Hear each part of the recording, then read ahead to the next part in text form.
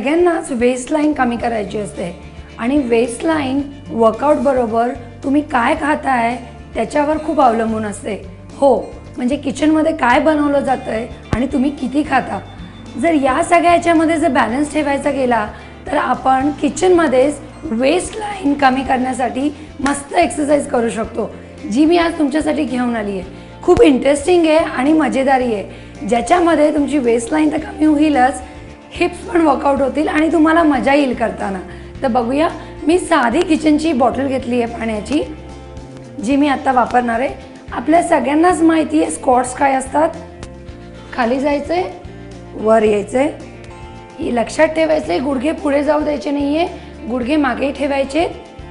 2 ही आपली basic move आहे. आता याच्यामध्ये मी एक इंटरेस्टिंग मूव ॲड करणार आहे. ही माझ्याकडे बॉटल आहे, सो मी टर्न करणार, बॉटलला घेणार, स्क्वॉट करणार, दुसऱ्या साईडला ठेवणार. दुसऱ्या साईडला करताना मी पूर्ण टर्न होणार, परत घेणार, squat shift, squat shift, squat turn. याच्यामध्ये तुमच्या लक्षात येईल, जेव्हा मी बॉटल ठेवते आहे किंवा जेव्हा मी टर्न होती आहे, मी माझी सगळी हिप मूव, माझी वेस्ट लाईन मूव करते ते पिकअप करायला.